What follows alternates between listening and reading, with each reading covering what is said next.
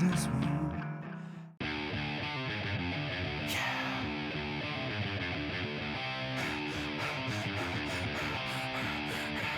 There's no cure for this one. There's no cure for this one. There's no cure for this one. There's no cure for this one. This one. This one. This one. There's no cure for this one. Hello everyone, I'm Tony Doherty and welcome to our massive 5th series of Max's Muscle TV. It's great to be back for another year, folks, and in this series you can expect to see more of the segments that you've grown to know and love here at MuscleTV, plus a few surprises along the way. As always, the MuscleTV team and I will obviously be bringing you everything you need to know about training, nutrition and supplements to get your body in the best shape it's ever been. This year though, as well as taking you behind the scenes with some of Australia's leading fighters, personal trainers, athletes and bodybuilders to see how they train, we'll also be getting the inside word from some of the best in the business about the nutritional secrets that they use to take their physiques to the next level. If you're serious about training and getting into the best shape of your life, folks, then this is definitely the show for you. We're off with a bang tonight too, and I mean that in more ways than one. As first up, we're going to take a look at a truly hardcore training session with two of the best fighters in the country, Big Mick Wilson and Paul the Sting Slowinski. Although their styles are totally different, both are Australian champions, Mick in Brazilian Jiu-Jitsu and Paul in kickboxing.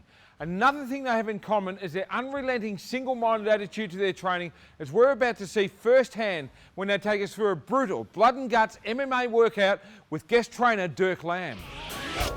Okay, my name's Dirk Lamb. I own and operate Elite Strength Higher Performance Coaching. Today's workout would not be suitable for beginners. It's more suitable for somebody who's been in their sport for quite a while. Just for today's exercise and circuit, we're going to get the boys to do 60 seconds on and then 60 seconds rest.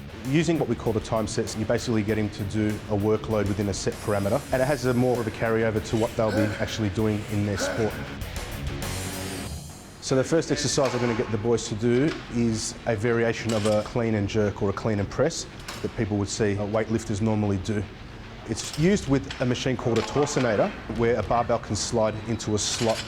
The reason why I'm getting to do it with that, it's less technical, whilst you get the same benefits as using Olympic lifting with less risk of injuries and without having to teach too many cues of a technical lift. It's going to improve speed through the hips and explosive strength through their whole body.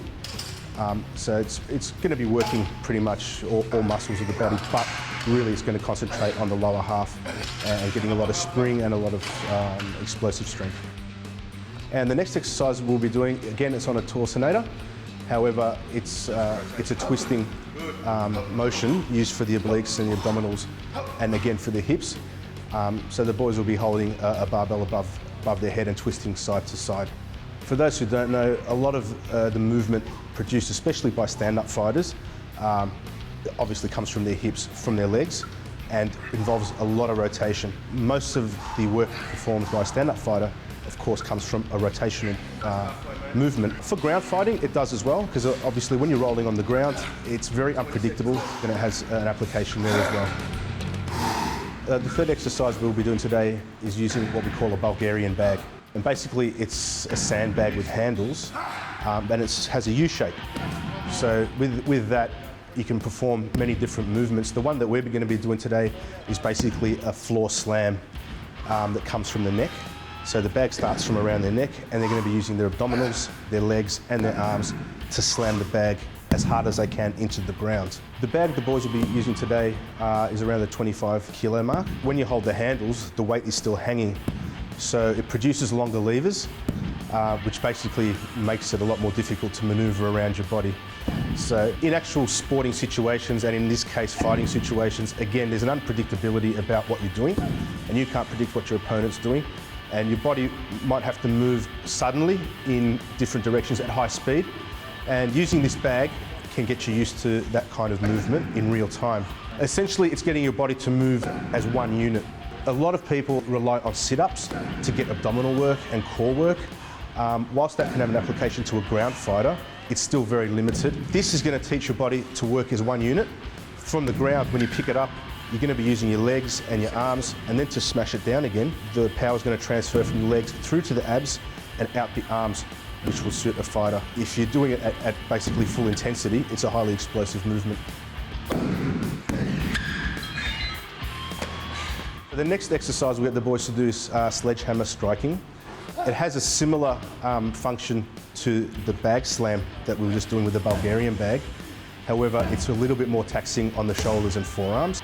Of course, when they're striking down onto the tyre that they're going to use today, there's still a lot of abdominal and oblique movement, and you're still using your hips and your body's moving in one piece again, which is critical. So it's not an isolated exercise.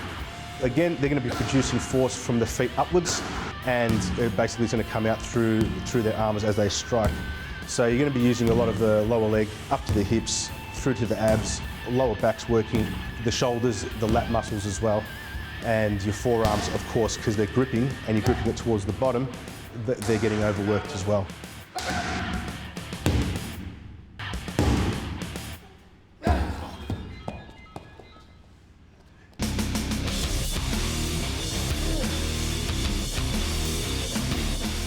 The last exercise we're going to do in the general circuit is will resemble kayaking or canoeing, what you do on the water.